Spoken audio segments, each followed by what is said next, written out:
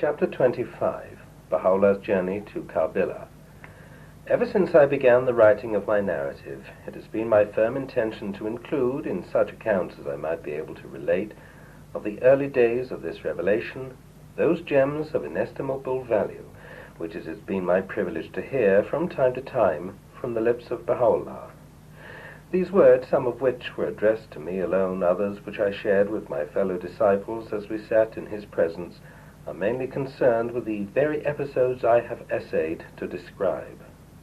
Baha'u'llah's comments on the conference of Badasht, and his reference to the tumult that marked its closing stages, to which I have referred in the preceding chapter, are but instances of the passages with which I hope to enrich and ennoble my narrative. Upon the termination of the description of the struggle of Zanjan, I was ushered into his presence and received, together with a number of other believers, the blessings which on 2 occasions he deigned to confer upon us. Both visits took place during the 4 days which Baha'u'lláh chose to tarry in the home of XXVI. On the 2nd and 4th nights, after his arrival at his brother's house, which fell on the 7th day of the month of Jamadiyul Awal, in the year A.H. 1306, the 9th of January, AD 1889, I, together with a number of pilgrims from Sarvistan and Faran, as well as a few resident believers, was admitted into his presence. The words he spoke to us lie forever engraved upon my heart, and I feel it my duty to my readers to share with them the gist of his talk. Praise be to God, he said, that whatever is essential for the believers in this revelation to be told has been revealed. Their duties have been clearly defined, and the deeds they are expected to perform have been plainly set forth in our book. Now is the time for them to arise and fulfill their duty. Let them translate into deeds the exhortations we have given them. Let them beware lest the love they bear God, the love that glows so brightly in their hearts, cause them to transgress the bounds of moderation, and to overstep the limit we have set for them. In regard to this matter, we wrote thus while in Iraq to Haji Mirza Musei Kumi, "Such is to be the restraint you should exercise, that if you be made to quaff from the well springs of faith and certitude all the rivers of knowledge, your lips must never be allowed to betray to either friend or stranger the wonder of the draught of which you have partaken. Though your heart be aflame with his love, take heed lest any eye discover your inner agitation, and though your soul be surging like an ocean, suffer not the serenity of your countenance to be disturbed, nor the manner of your behavior to reveal the intensity of your emotion. God knows that at no time did we attempt to conceal ourselves or hide the cause which we have been bidden to proclaim.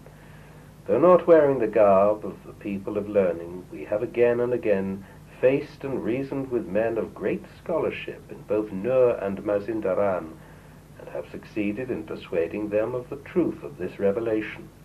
We never flinched in our determination. We never hesitated to accept the challenge from whatever direction it came. To whomsoever we spoke in those days, we found him receptive to our call and ready to identify himself with its precepts. But for the shameful behavior of the people of Bayan, who sullied by their deeds the work we had accomplished, Nur and Mazindaran would have been entirely won to this cause, and would have been accounted by this time among its leading strongholds. At a time when the forces of Prince Mihdi Kuli Mirza had besieged the fort of Tabasi, we resolved to depart from Nur and lend our assistance to its heroic defenders. We had intended to send Abdul Wahab, one of our companions, in advance of us, and to request him to announce our approach to the besieged. Though encompassed by the forces of the enemy, we had decided to throw in our lot with those steadfast companions and to risk the dangers with which they were confronted. This, however, was not to be. The hand of omnipotence spared us from their fate, and preserved us for the work we were destined to accomplish. In pursuance of God's inscrutable wisdom, the intention we had formed was, before our arrival at the fort, communicated by certain inhabitants of Nur to Mirza Taki, the governor of Amul, who sent his men to intercept us. While we were resting and taking our tea, we found ourselves suddenly surrounded by a number of horsemen, who seized our belongings and captured our steeds. We were given, in exchange for our own horse, a poorly saddled animal, which we found it extremely uncomfortable to ride. The rest of our companions were conducted handcuffed to our mule. Mirza Taqi succeeded, in spite of the tumult our arrival had raised, and in face of the opposition of the ulamas, in releasing us from their grasp and in conducting us to his house. He extended us the warmest hospitality. Occasionally he yielded to the pressure which the ulamas were continuously bringing to bear upon him, and felt himself powerless to defeat their attempts to harm us. We were still in his house when the Sadar, who had joined the army in Mazindaran, returned to Amul. No sooner was he informed of the indignities we had suffered than he rebuked Mirza Taqi for the weakness he had shown in protecting us from our enemies. Of what importance, he indignantly demanded, are the denunciations of this ignorant people? Why is it that you have allowed yourself to be swayed by their clamour? You should have been satisfied with preventing the party from reaching their destination, and instead of detaining them in this house, you should have arranged for their safe and immediate return to Tehran. Whilst in Sari, we were again exposed to the insults of the people.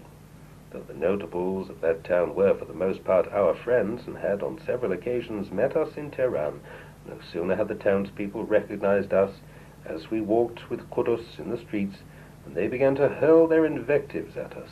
The cry, "Bab'i, Bab'i," greeted us wherever we went. We were unable to escape their bitter denunciations. In Tehran, we were twice imprisoned as a result of our having risen to defend the cause of the innocent against a ruthless oppressor. The first confinement to which we were subjected followed the slaying of Mullah Taqi Qazvini, and was occasioned by the assistance we were moved to extend to those upon whom a severe punishment had been undeservedly inflicted. Our second imprisonment, infinitely more severe, was precipitated by the attempt which irresponsible followers of the faith made on the life of the Shah. That event led to our banishment to Baghdad. Soon after our arrival, we betook ourselves to the mountains of Kurdistan, where we led for a time a life of complete solitude. We sought shelter upon the summit of a remote mountain which lay at some 3 days' distance from the nearest human habitation. The comforts of life were completely lacking. We remained entirely isolated from our fellow men until a certain Sheikh Ismail discovered our abode and brought us the food we needed. Upon our return to Baghdad, we found, to our great astonishment, that the cause of the Bab had been sorely neglected, that its influence had waned, that its very name had almost sunk into oblivion. We arose to revive his cause and to save it from decay and corruption. At the time when fear and perplexity had taken fast hold of our companions, we reasserted with fearlessness and determination its essential verities, and summoned all those who had become lukewarm to espouse with enthusiasm the faith they had so grievously neglected. We sent forth our appeal to the peoples of the world, and invited them to fix their gaze upon the light of his revelation. After our departure from Adrianople, a discussion arose among the government officials in Constantinople as to whether we and our companions should not be thrown into the sea. A report of such a discussion reached Persia, and gave rise to a rumor that we had actually suffered that fate. In Khorasan particularly, our friends were greatly perturbed. Mirza Ahmad-i-Ashgandi, as soon as he was informed of this news, was reported to have asserted that under no circumstances could he credit such a rumor. The revelation of the Bab, he said, must, if this be true, be regarded as utterly devoid of foundation. The news of our safe arrival in the prison city of Akka rejoiced the hearts of our friends, deepened the admiration of the believers of Khorasan for the faith of Mirza Ahmad, and increased their confidence in him. From our most great prison, we were moved to address to the several rulers and crowned heads of the world epistles in which we summoned them to arise and embrace the cause of God. For the Shah of Persia we sent our messenger Bab'i, into whose hands we entrusted the tablet. It was he who raised it aloft before the eyes of the multitude, and with uplifted voice appealed to his sovereign to heed the words that tablet contained. The rest of the epistles likewise reached their destination. To the tablet we addressed to the Emperor of France, an answer was received from his minister, the original of which is now in the possession of the most great branch, Abdul-Baha.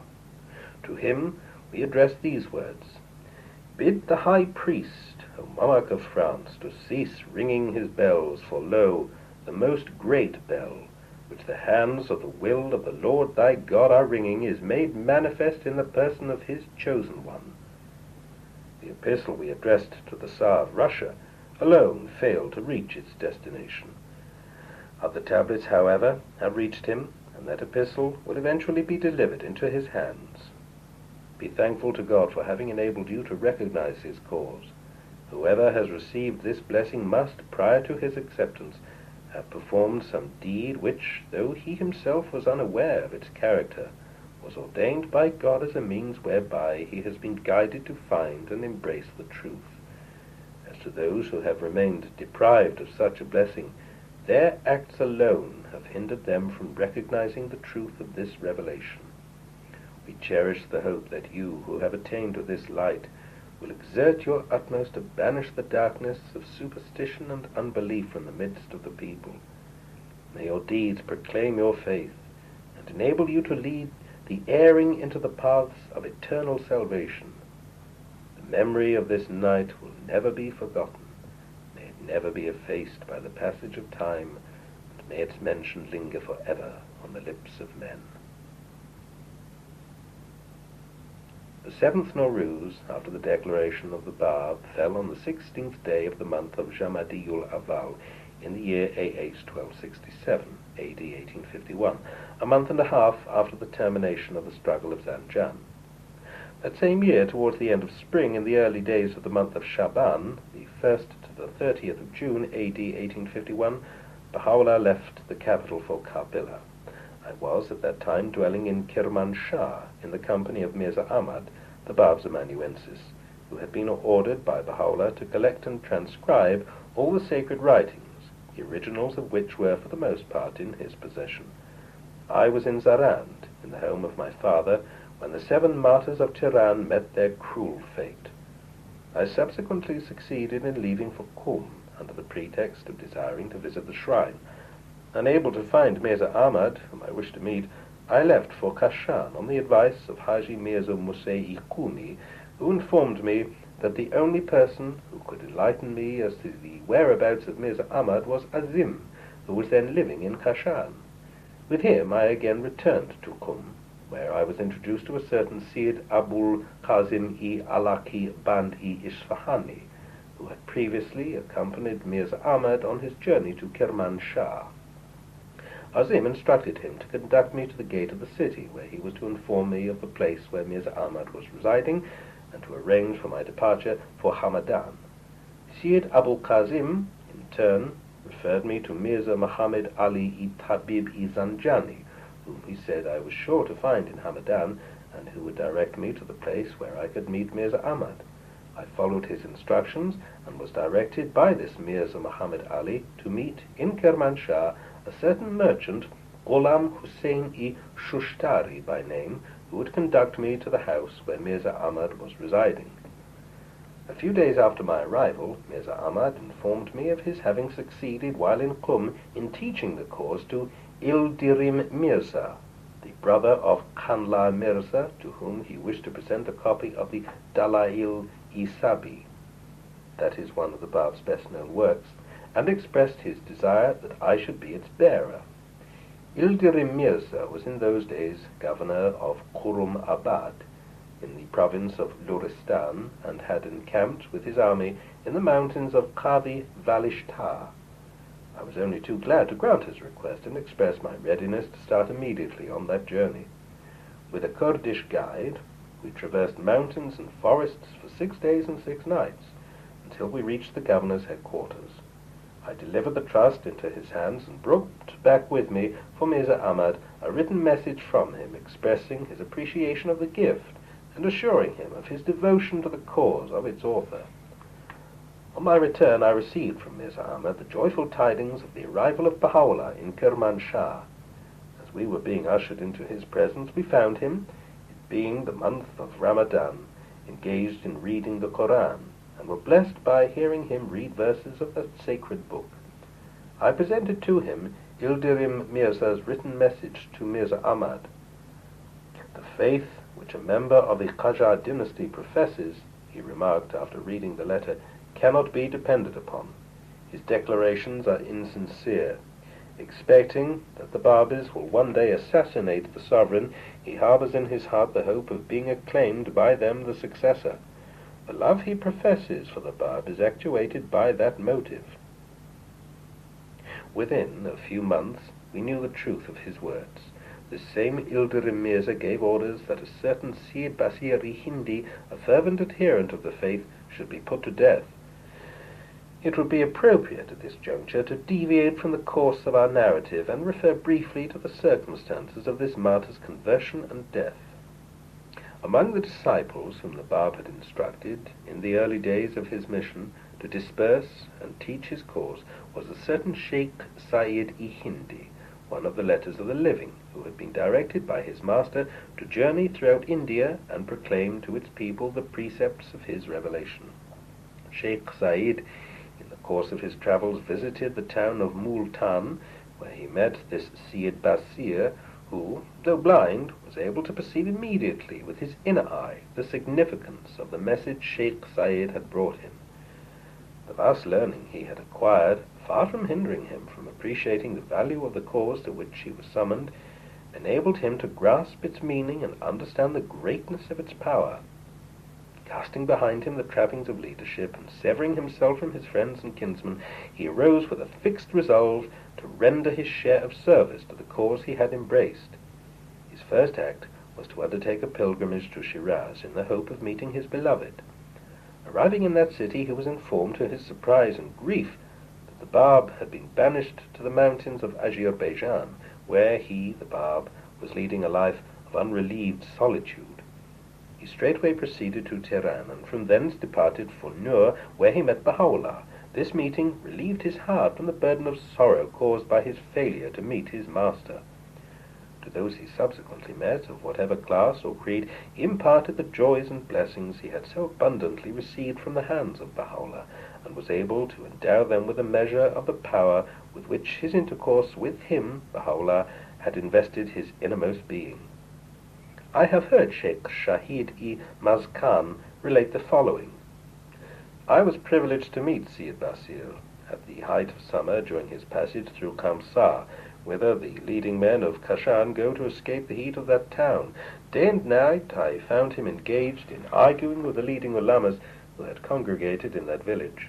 With ability and insight, he discussed with them the subtleties of their faith, expounded without fear or reservation the fundamental teachings of the cause, and absolutely confuted their arguments.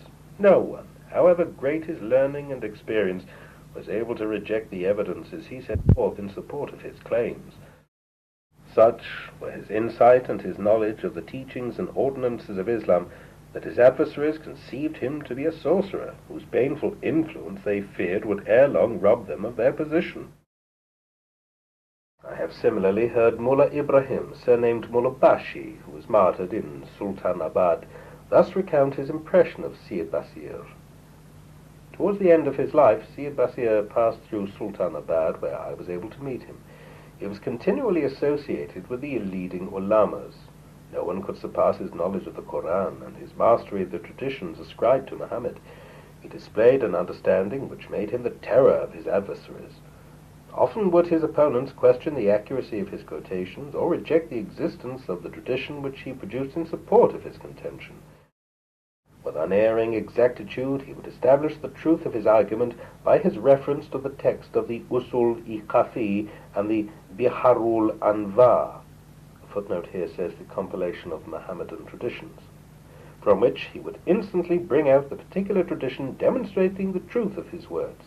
He stood unrivaled alike in the fluency of his argument and the facility with which he brought out the most incontrovertible proofs in support of his theme. From Sultanabad, Syed Basir proceeded to Luristan, where he visited the camp of Ildirim Mirza, and was received with marked respect and consideration. In the course of his conversation with him one day, the Seyyid, who was a man of great courage, referred to Muhammad Shah in terms that aroused the fierce anger of Ildirim Mirza. He was furious at the tone and vehemence of his remarks, and ordered that his tongue be pulled out through the back of his neck. The Seyyid endured this cruel torture with amazing fortitude, but succumbed to the pain which his oppressor had mercilessly inflicted upon him. The same week, a letter in which Ildirim Mirza had abused his brother, Khanla Mirza, was discovered by the latter, who immediately obtained the consent of his sovereign to treat him in whatever way he pleased. Khanla Mirza, who entertained an implacable hatred for his brother, ordered that he be stripped of his clothes and conducted naked and in chains to Ardibil, where he was imprisoned and where eventually he died. Baha'u'lláh spent the entire month of Ramadan in Kermanshah. Shukrullah-i-Nuri, one of his kinsmen, and Mirza Muhammad-i Mazindarani, who had survived the struggle of Tabarsi, were the only companions he chose to take with him to Karbila. I have heard Baha'u'lláh himself give the reasons for his departure from Tehran. The Amir Nizam, he told us, asked us one day to see him. He received us cordially and revealed the purpose for which he had summoned us to his presence. "I am well aware," he gently insinuated, "of the nature and influence of your activities, and am firmly convinced that were it not for the support and assistance which you have been extending to Mullah Hussein and his companions, neither he nor his band of inexperienced students would have been capable of resisting for 7 months the forces of the imperial government. The ability and skill with which you have managed to direct and encourage those efforts could not fail to excite my admiration. I have been unable to obtain any evidence whereby I could establish your complicity in this affair. I feel it a pity that so resourceful a person should be left idle and not be given an opportunity to serve his country and sovereign. The thought has come to me to suggest to you that you visit Karbila in these days when the Shah is contemplating a journey to Isfahan. It is my intention to be enabled on his return to confer upon you the position of Amir Divan, a function you could admirably discharge." We vehemently protested against such accusations and refused to accept the position he hoped to offer us. A few days after that interview, we left Tehran for Karbila. Ere Baha'u'llah's departure from Kermanshah, he summoned Mirza Ahmad and me to his presence and bade us depart for Tehran.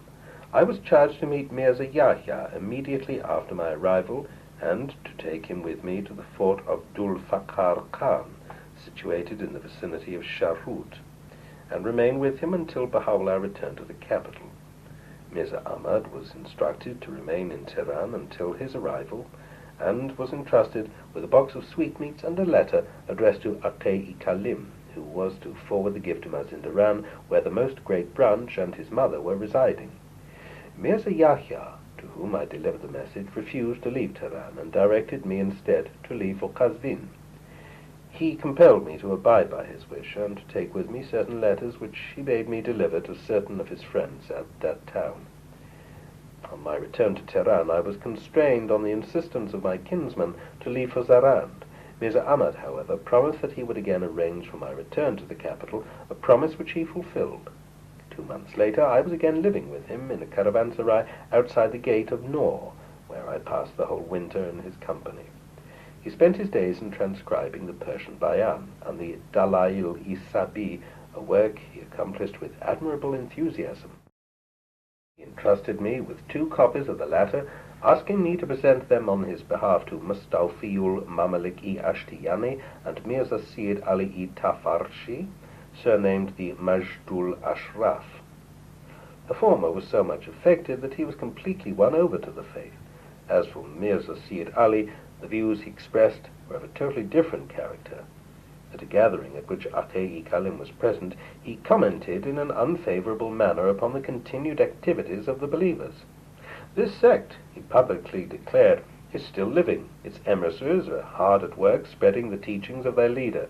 One of them, a youth, came to visit me the other day and presented me with a treatise which I regard as highly dangerous. Anyone from among the common people who shall read that book will surely be beguiled by its tone. Aqai-i-Kalim immediately understood from his allusions that Mirza Ahmad had sent the book to him, and that I had acted as his messenger. On that very day, Akhe-i-Kalim asked me to visit him and advised me to return to my home in Zarand. I was asked to induce Mirza Ahmad to leave instantly for Qum, as both of us, in his opinion, were exposed to a great danger. Acting according to Mirza Ahmad's instructions, I succeeded in inducing the Seyyid to return the book that had been offered him. Shortly after, I parted company with Mirza Ahmad, whom I never met again. I accompanied him as far as Shah Abdul Azim, whence he departed for Qum, while I pursued my way to Zarand. The month of Shawwal in the year AH 1267, the 30th of July to the 28th of August AD 1851, witnessed the arrival of Baha'u'lláh in KARBILÁ. On his way to that holy city, he tarried a few days in Baghdad, that place which he was soon to visit again, and where his cause was destined to mature and unfold itself to the world. When he arrived at KARBILÁ, he found that a number of its leading residents, among whom were Sheikh Sultan and Haji Sayyid Javad, had fallen victims to the pernicious influence of a certain Sayyid-i-Ulūv, and had declared themselves his supporters. They were immersed in superstitions and believed their leader to be the very incarnation of the divine spirit. Sheikh Sultan ranked among his most fervent disciples and regarded himself next to his master as the foremost leader of his countrymen. Baha'u'lláh met him on several occasions and succeeded by his words of counsel and loving kindness in purging his mind from his idle fancies and in releasing him from the state of abject servitude into which he had sunk. He won him over completely to the cause of the Bab and kindled in his heart a desire to propagate the faith. His fellow disciples, witnessing the effects of his immediate and marvelous conversion, were led one after another to forsake their former allegiance and to embrace the cause which their colleague had risen to champion. Abandoned and despised by his former adherents, the Sayyid-i-Ulūv was at length reduced to recognizing the authority of Baha'u'lláh and acknowledging the superiority of his position. He even went so far as to express repentance for his acts and to pledge his word that he would never again advocate the theories and principles with which he had identified himself. It was during that visit to KARBILÁ that Baha'u'lláh encountered, as he was walking through the streets, Sheikh Hassan-i Zunusi, whom he confided the secret he was destined to reveal at a later time in Baghdad. He found him eagerly searching after the promised Hussein, to whom the Bab had so lovingly referred and whom he had promised he would meet in KARBILÁ. We have already in a preceding chapter narrated the circumstances leading to his meeting with Baha'u'lláh. From that day, Sheikh Hassan became magnetized by the charm of his newly found master, and would, but for the restraint he was urged to exercise, have proclaimed to the people of KARBILÁ the return of the promised Hussein whose appearance they were awaiting. Among those who were made to feel that power was Mirza Muhammad Ali-i-Tabib-i Zanjani, in whose heart was implanted a seed that was destined to grow and blossom into a faith of such tenacity that the fires of persecution were powerless to quench it. To his devotion, his high-mindedness and singleness of purpose, Baha'u'lláh himself testified. That faith carried him eventually to the field of martyrdom.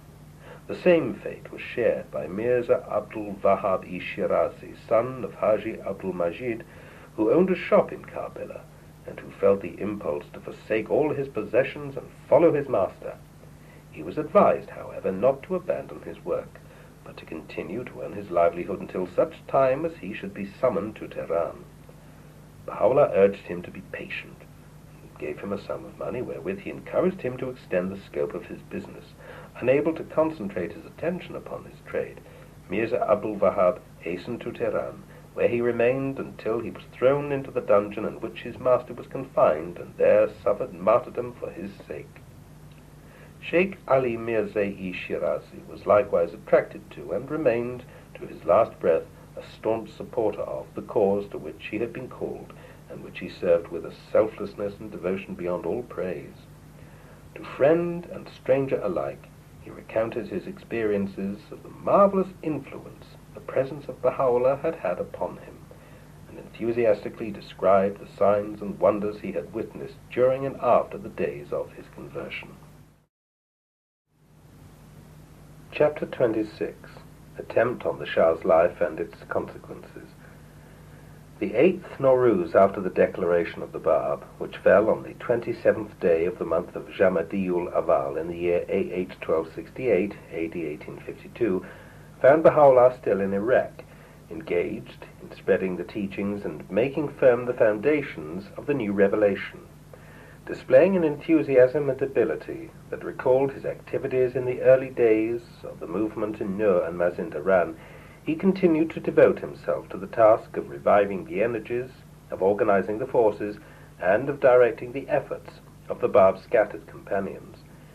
He was the sole light amidst the darkness that encompassed the bewildered disciples who had witnessed on the one hand the cruel martyrdom of their beloved leader, and on the other the tragic fate of their companions. He alone was able to inspire them with the needful courage and fortitude to endure the many afflictions that had been heaped upon them.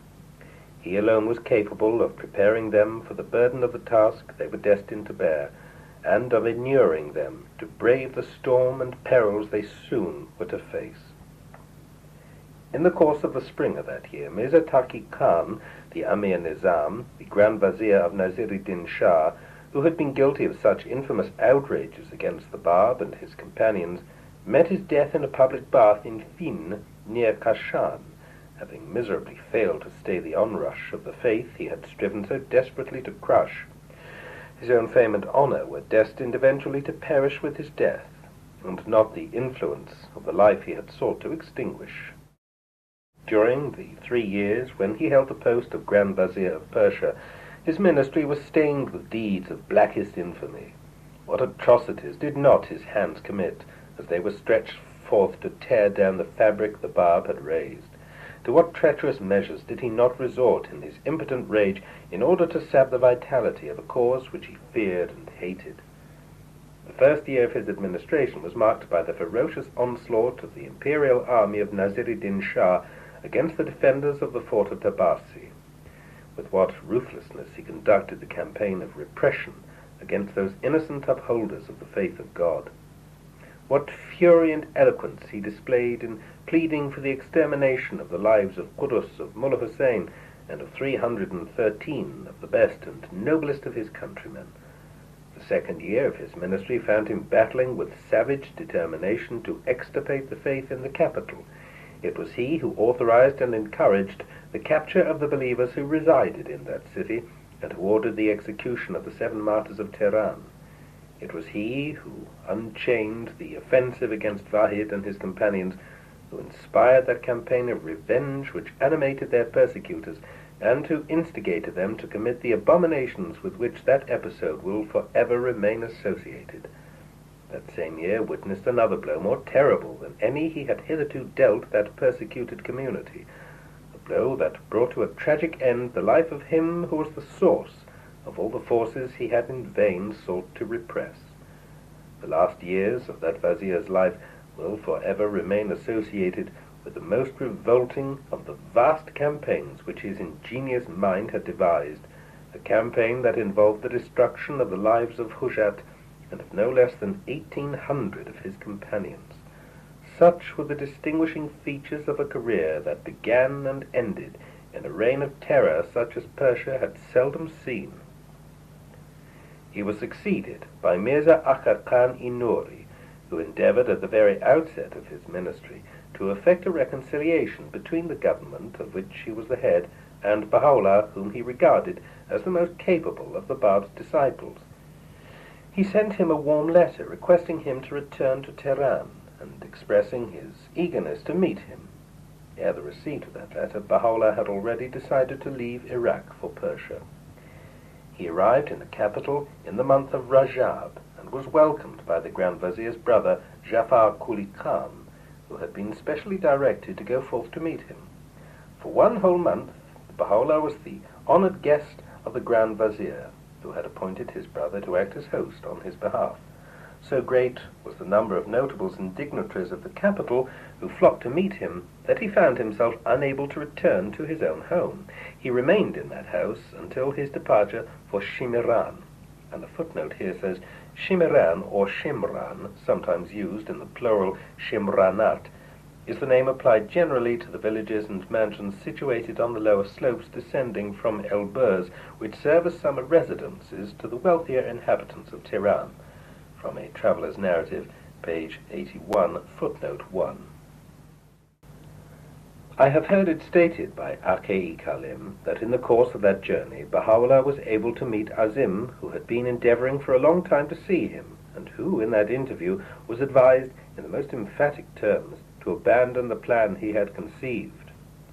Baha'u'lláh condemned his designs, dissociated himself entirely from the act it was his intention to commit, and warned him that such an attempt would precipitate fresh disasters of unprecedented magnitude. Baha'u'lláh proceeded to Labasan and was staying in the village of Afshi, the property of the Grand Vizier, when the news of the attempt on the life of Naziruddin Shah reached him. Jafar Quli Khan was still acting as his host on behalf of the Amir Nizam.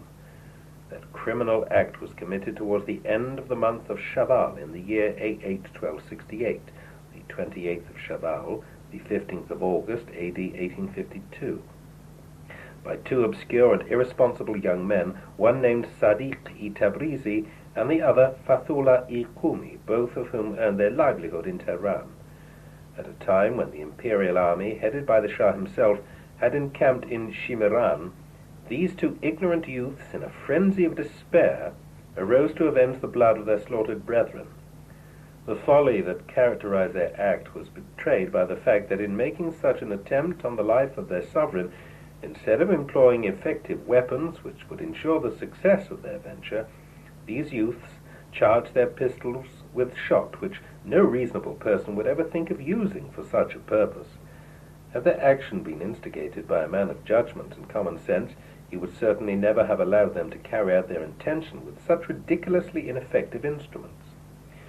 That act, though committed by wild and feeble-minded fanatics, and in spite of its being from the very first emphatically condemned by no less responsible a person than Baha'u'lláh, was the signal for the outbreak of a series of persecutions and massacres of such barbarous ferocity as can be compared only to the atrocities of Mazindaran and Zanjan. The storm to which that act gave rise plunged the whole of Tehran into consternation and distress. It involved the life of the leading companions who had survived the calamities to which their faith had been so cruelly and repeatedly subjected. That storm was still raging when Baha'u'lláh, with some of his ablest lieutenants, was plunged into a filthy, dark, and fever-stricken dungeon, whilst chains of such weight as only notorious criminals were condemned to carry were placed upon his neck. For no less than 4 months he bore the burden, and such was the intensity of his suffering that the marks of that cruelty remained imprinted upon his body all the days of his life. So great a menace to their sovereign and to the institutions of his realm stirred the indignation of the entire body of the ecclesiastical order of Persia. To them so bold a deed called for immediate and condign punishment. Measures of unprecedented severity, they clamoured, should be undertaken to stem the tide that was engulfing both the government and the faith of Islam. Despite the restraint which the followers of the Bab had exercised ever since the inception of the faith in every part of the land, despite the repeated charges of the chief disciples to their brethren enjoining them to refrain from acts of violence, to obey their government loyally, and to disclaim any intention of a holy war, their enemies persevered in their deliberate efforts to misrepresent the nature and purpose of that faith to the authorities. Now that an act of such momentous consequences had been committed, what accusations would not these same enemies be prompted to attribute to the cause with which those guilty of the crime had been associated? The moment seemed to have come when they could at least awaken the rulers of the country to the necessity of extirpating as speedily as possible a heresy which seemed to threaten the very foundations of the state. Jafar Quli Khan, who was in Shimiran when the attempt on the Shah's life was made, immediately wrote a letter to Baha'u'lláh and acquainted him with what had happened. "The Shah's mother," he wrote, "is aflamed with anger. She is denouncing you openly before the court and people as the would-be murderer of her son. She is also trying to involve Mirza Aga Khan in this affair, and accuses him of being your accomplice." He urged Baha'u'lláh to remain for a time concealed in that neighborhood, until the passion of the populace had subsided, he dispatched to Afshi an old and experienced messenger, whom he ordered to be at the disposal of his guest, and to hold himself in readiness to accompany him, Baha'u'lláh, to whatever place of safety he might desire. Baha'u'lláh refused to avail himself of the opportunity Ja'far Quli Khan offered him. Ignoring the messenger and rejecting his offer, he rode out the next morning with calm confidence from Lavasan, where he was sojourning, to the headquarters of the imperial army, which was then stationed in Niavaran in the Shimiran district. Arriving at the village of Zarkande, the seat of the Russian legation, which lay at a distance of 1 maidan from Niavaran, he was met by Mirza Majid, his brother-in-law, who acted as secretary to the Russian minister. A footnote here says Prince Dolgoruki, and was invited by him to stay at his home, which adjoined that of his superior. The attendants of Haji Ali Khan, the Haji Bud Dawli, recognized him and went straight away to inform their master, who in turn brought the matter to the attention of the Shah. The news of the arrival of Baha'u'lláh greatly surprised the officers of the imperial army. Nasir-ed-Din Shah himself was amazed at the bold and unexpected step which a man who was accused of being the chief instigator of the attempt upon his life had taken. He immediately sent one of his trusted officers to the legation, demanding that the accused be delivered into his hands. The Russian minister refused and requested Baha'u'lláh to proceed to the home of Mirza Akka Khan, the Grand Vizier, a place he thought to be the most appropriate under the circumstances. His request was granted, whereupon the minister formally communicated to the Grand Vizier his desire that the utmost care should be exercised to ensure the safety and protection of the trust his government was delivering into his keeping, warning him that he would hold him responsible should he fail to regard his wishes. A footnote here says, "When I was in chains and fetters in the prison of Tar, one of thine ambassadors assisted me.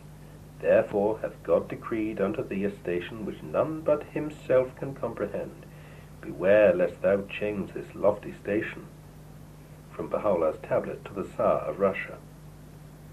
Mirza Akka Khan, though he undertook to give the fullest assurances that were required, and received Baha'u'lláh with every mark of respect into his home, was, however, too apprehensive for the safety of his own position to accord his guests the treatment he was expected to extend.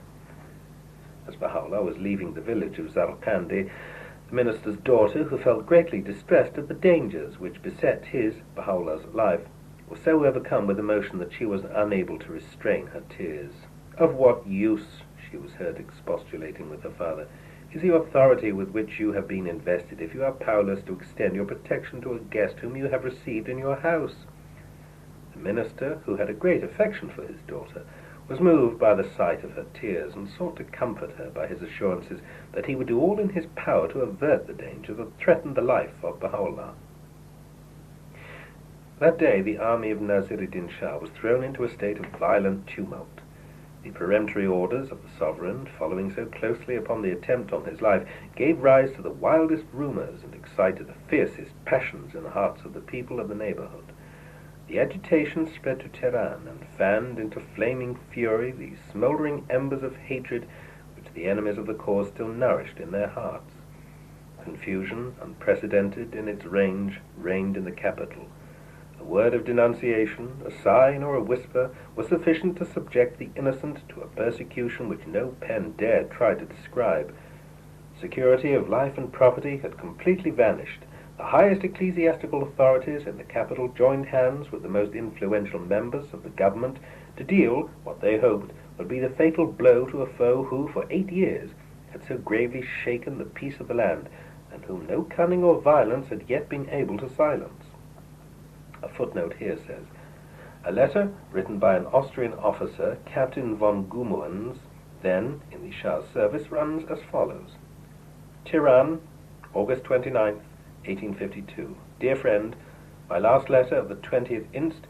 Mentioned the attempt on the king. I will now communicate to you the result of the interrogation to which the 2 criminals were subjected. In spite of the terrible tortures inflicted, the examination extorted no comprehensive confession. The lips of the fanatics remained closed even when, by means of red-hot pincers and limb-rending screws, they sought to discover the chief conspirator. But follow me, my friend, you who claim to a heart and European ethics. Follow me to the unhappy ones who, with gouged-out eyes, must eat on the scene of the deed without any sauce their own amputated ears, or whose teeth are torn out with inhuman violence by the hand of the executioner, or whose bare skulls are simply crushed by blows from a hammer, or where the bazaar is illuminated with unhappy victims, because on right and left the people dig deep holes in their breasts and shoulders and insert burning wicks in the wounds. I saw some dragged in chains through the bazaar, preceded by a military band, in whom these wicks had burned so deep that now the fat flickered convulsively in the wound like a newly extinguished lamp. Not seldom it happens that the unwearying ingenuity of the Orientals lead to fresh tortures. They will skin the soles of the Bab'i's feet, soak the wounds in boiling oil, shoe the foot like the hoof of a horse, and compel the victim to run. No cry escaped from the victim's breast. The torment is endured in dark silence by the numbed sensation of the fanatic. Now he must run. The body cannot endure what the soul has endured. He falls. Give him the coup de grace. Put him out of his pain. No, the executioner swings the whip, and I myself have had to witness it. The unhappy victim of hundredfold tortures runs. This is the beginning of the end. As for the end itself, they hang the scorched and perforated bodies by their hands and feet to a tree head downwards, and now every Persian may try his marksmanship to his heart's content from a fixed but not too proximate distance on the noble quarry placed at his disposal. I saw corpses torn by nearly 150 bullets. When I read over again what I have written, I am overcome by the thought that those who are with you in our dearly beloved Austria may doubt the full truth of the picture and accuse me of exaggeration. Would to God that I had not lived to see it. But the duties of my profession, I was unhappily often, only too often, a witness of these abominations. At the present, I never leave my house in order not to meet with fresh scenes of horror. After their death, the Bab'is are hacked in two and either nailed to the city gate or cast out into the plain as food for the dogs and jackals. Thus the punishment extends even beyond the limits which bound this bitter world, for Mussulmans who are not buried have no right to enter the Prophet's paradise. Since my whole soul revolts against such infamy, against such abominations as recent times, according to the judgment of all present, I will no longer maintain my connection with the scene of such crimes. He goes on to say that he has already asked for his discharge, but has not yet received an answer. From E.G. Brown's Materials for the Study of the Baha'i Religion, pages 267 to 271. Baha'u'lláh, now that the Bab was no more, appeared in their eyes to be the arch-foe, whom they deemed it their first duty to seize and imprison. To them he was the reincarnation of the spirit the Bab had so powerfully manifested, the spirit through which he had been able to accomplish so complete a transformation in the lives and habits of his countrymen. The precautions the Russian minister had taken, and the warning he had uttered, failed to stay the hand that had been outstretched with such determination against that precious life. From Shimiran to Tehran, Baha'u'lláh was several times stripped of his garments, and was overwhelmed with abuse and ridicule. On foot and exposed to the fierce rays of the midsummer sun, he was compelled to cover, barefooted and bareheaded, the whole distance from Shimiran to the dungeon already referred to.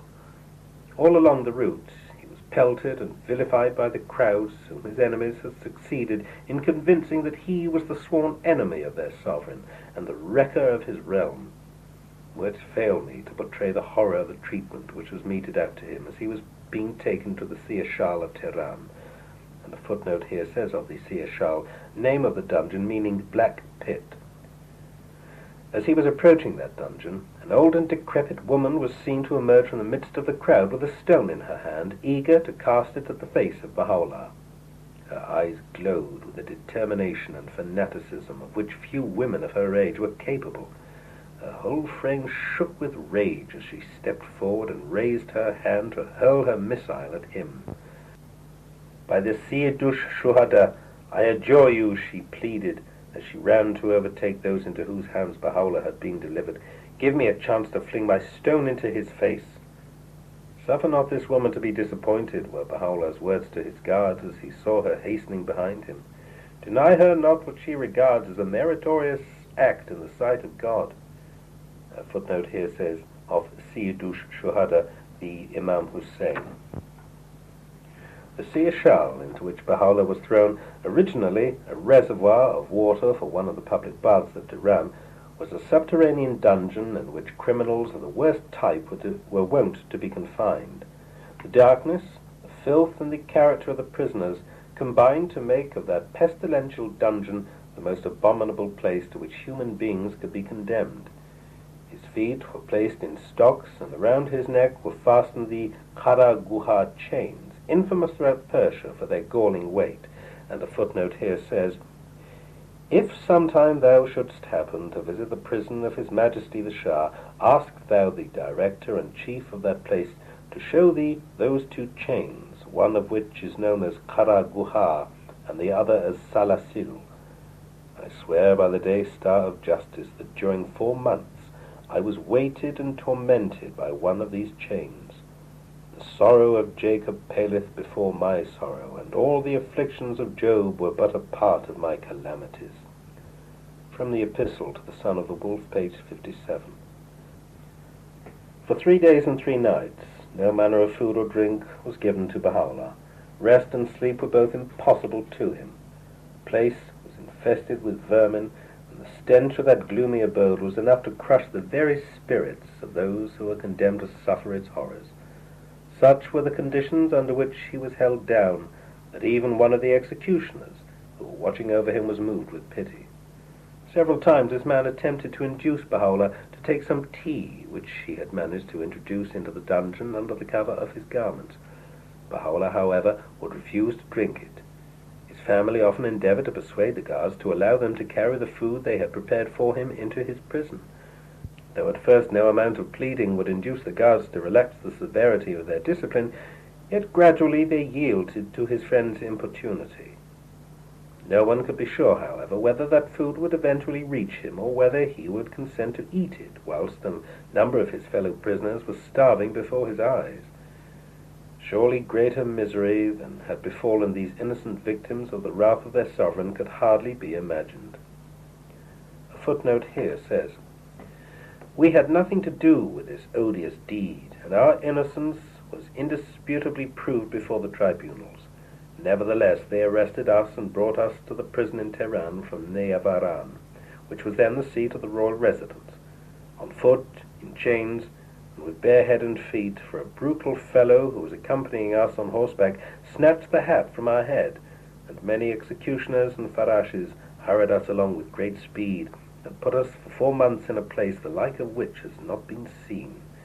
In reality, a dark and narrow cell were far better than the place where this wronged one and his companion were confined. When we entered the prison on arrival, they conducted us along a dismal corridor, and thence we descended 3 steep stairs to the dungeon appointed for us.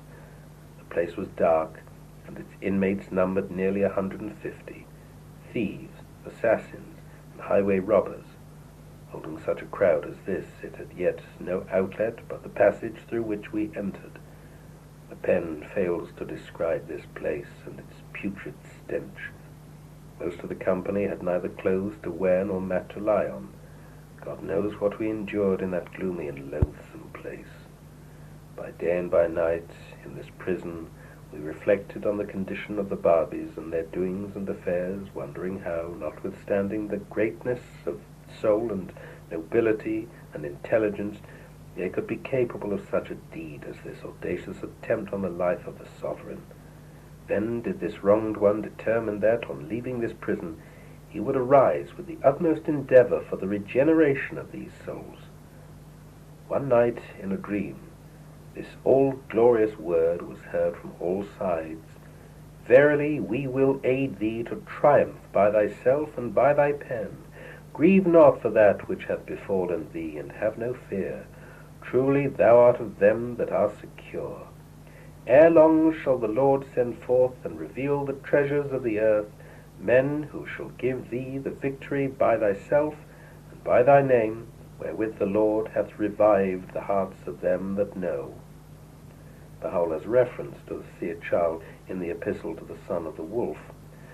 Abdul-Baha, writes Dr. J.E. Esselmont, tells one day how he was allowed to enter the prison yard to see his beloved father when he came out for his daily exercise. Baha'u'llah was terribly altered, so ill he could hardly walk, his hair and beard unkempt, his neck galled and swollen from the pressure of a heavy steel collar, his body bent by the weight of his chains, and the sight made a never-to-be-forgotten impression on the mind of the sensitive boy. From Baha'u'llah and the New Era, page 61. As to the youth Sadiq-i Tabrizi, the fate he suffered was as cruel as it was humiliating. He was seized at the moment he was rushing towards the Shah, whom he had thrown from his horse, hoping to strike him with the sword he held in his hand. The Shatir Bashi, together with the Mustawfiul Mamalik's attendants, fell upon him, and without attempting to learn who he was, slew him on the spot. Wishing to allay the excitement of the populace, they hewed his body into two halves, each of which they suspended to the public gaze at the entrance of the gates of Shimiran and Shah Abdul Azim. His two other companions, Fathullah-i Hakak-i Kumi and Haji Qasimi Nerizi, who had succeeded in inflicting only slight wounds on the Shah, were subjected to inhuman treatment, to which they ultimately owed their death. Fathullah, though suffering unspeakable cruelties, obstinately refused to answer the questions they asked him. The silence he maintained in the face of manifold tortures induced his persecutors to believe that he was devoid of the power of speech. Exasperated by the failure of their efforts, they poured molten lead down his throat, an act which brought his sufferings to an end. His comrade, Haji Qasim, was treated with a savagery still more revolting. On the very day Haji Suleiman Khan was being subjected to that terrible ordeal, this poor wretch was receiving similar treatment at the hands of his persecutors in Shimiran. He was stripped of his clothes, lighted candles were thrust into holes driven into his flesh, and he was thus paraded before the eyes of a multitude who yelled at and cursed him. The spirit of revenge that animated those into whose hands he was delivered seemed insatiable. Day after day, fresh victims were forced to expiate with their blood a crime which they had never committed, and of the circumstances of which they were wholly ignorant. Every ingenious device that the torture-mongers of Tehran could employ was applied with merciless severity to the bodies of these unfortunate ones, who were neither brought to trial nor questioned, and whose right to plead and prove their innocence was entirely ignored. Each of those days of terror witnessed the martyrdom of two companions of the Bab, one of whom was slain in Tehran, whilst the other met his fate in Shimiran. Both were subjected to the same manner of torture, both were handed over to the public to wreak their vengeance upon them. Those arrested were distributed among the various classes of people whose messengers would visit the dungeon each day and claim their victim. Conducting him to the scene of his death, they would give the signal for a general attack upon him, whereupon men and women would close upon their prey, tear his body to pieces, and so mutilate it that no trace of its original form would remain. Such ruthlessness amazed even the most brutal of the executioners, whose hands, however much accustomed to human slaughter, had never perpetrated the atrocities of which those people had proved themselves capable. Okay, Such atrocity. well, this is the whole point of prejudice and lawlessness. So this is really the key element in terms of, we were discussing this morning related to distinction. So as it's seen, the ecclesiastical doctrine or people had so much power on the common man that they could order them to do things because of this status that they occupied in the eyes of the common man, that they're the messenger or revealer of God's message.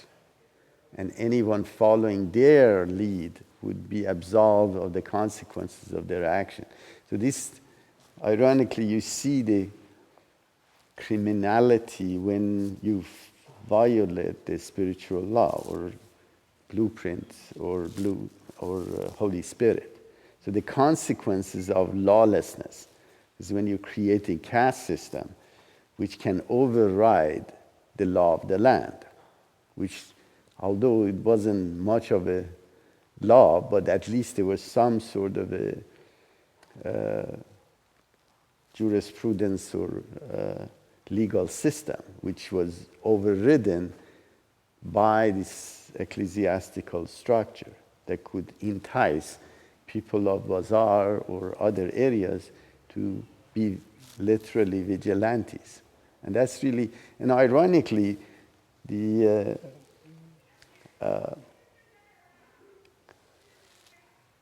governors and the police were smart enough that they weren't doing the execution themselves and letting the public share the blessings by distributing those people. And ironically and this is custom, to divide them between different classes of merchants and different classes of peasants, and so everybody could enjoin in this process. So it's quite interesting how deceptive and how deep this type of ecclesiastical architecture that they had could create an environment where would deflect blame from them and say masses of people did this. So it's quite intriguing, and violation of spiritual law causes enormous harm. And you see actually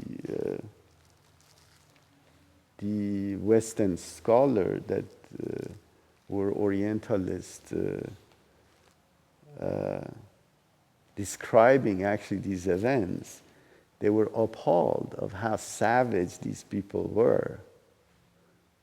Where, I mean, these things, even in Europe, which had bloody history, was basically shocking to them. So it's quite. This is still happening. That's the shocking thing. That 1200, 1260 is what this was happening or registered. And you look at Iran today, still they're doing the same thing, torturing people, using man-made law. Well, this is the whole process that we were discussing. Why Islam? And majority of Muslims do not accept that the portion of the doctrine that they're promoting is obsolete and is not applicable anymore. So this is why this thing actually can exist. Otherwise, and this is the whole issue regarding distinction, regarding same process that occurred during, for example, for Jews, that they believe that they're chosen people and never intermixed with any other group. And of course, when you isolate yourself, you're exposed to crazy people. So this same process is occurring where Muslims, majority of Muslims, refuse to accept Holy Spirit, which is abomination or abolition of, for example, having the word infidel. So there's no such a thing as infidel. But these, because they think that they have the latest message of the God, therefore, they don't want to say there is anything wrong with it. So and what's the side effect? The side effect is that people, the extremists, can take over the process and basically destroy the religion. And of course, Western press doesn't portray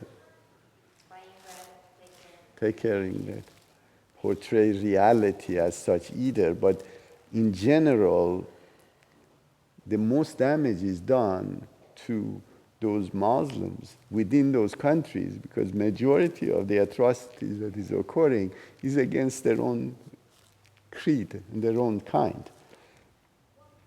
Where you see, they call, for example, Sunnis call Shiites infidels and they kill them, and similarly.